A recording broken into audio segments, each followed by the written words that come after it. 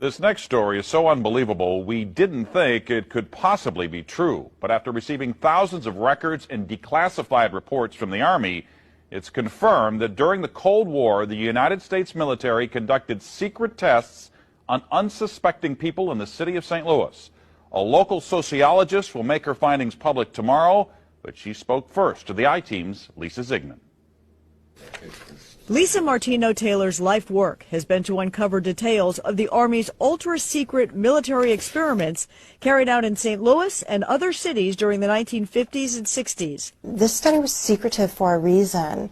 They didn't have volunteers stepping up and saying, yeah, I'll breathe zinc cadmium sulfide with radioactive particles. These Army archive pictures show how the tests were done in Corpus Christi, Texas in the 1960s.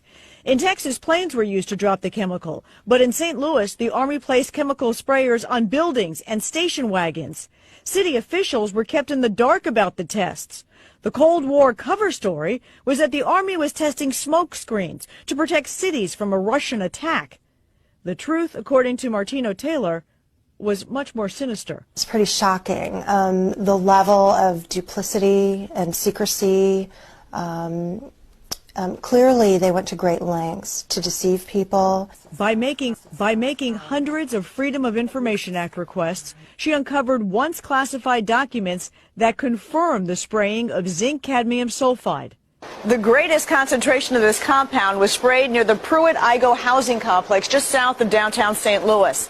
It was home to 10,000 low-income people, and an estimated 70% were under the age of 12.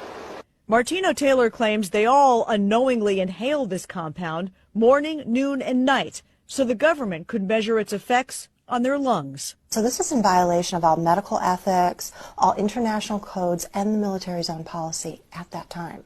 In 1994, then Congressman Richard Gephardt asked the Army to open its records and explain the St. Louis testing. We want to make very sure that nothing went on that would harm anyone and that all the facts are out on the table.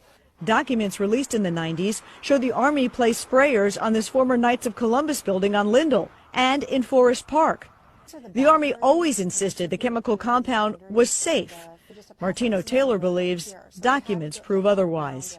There's a lot of evidence that indicates that people in St. Louis, in the city, particularly in minority communities, were subjected to military tests that was connected to a larger radiological weapons development and testing project. For the first time, she links the St. Louis testing to a company called U.S. Radium, a company notorious for lawsuits involving radioactive contamination of its workers. United States Radium had this reputation where they had been found legally liable decades prior for producing a radioactive powdered paint that killed many young women who painted fluorescent watch dials.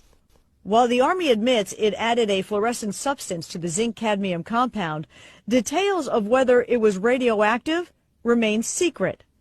Documents uncovered to date indicate the Army never conducted follow-up studies to see whether the compound caused long-term health issues. In 1972, after years of crime, poverty, and decline, the government destroyed the Pruitt-Igoe housing complex. Lisa Ziegman, News Channel 5, I-Team. Now, the company U.S. Radium no longer exists. Martino Taylor has placed all of her research, including the declassified documents, online, and will link you to that data at ksdk.com. Now, she will make all of her findings public tomorrow at St. Louis Community College Merrimack campus. In the meantime, if you remember the spraying, the I-Team's Lisa Ziegman would like to hear from you. You can email her at lziegman@ksdk.com.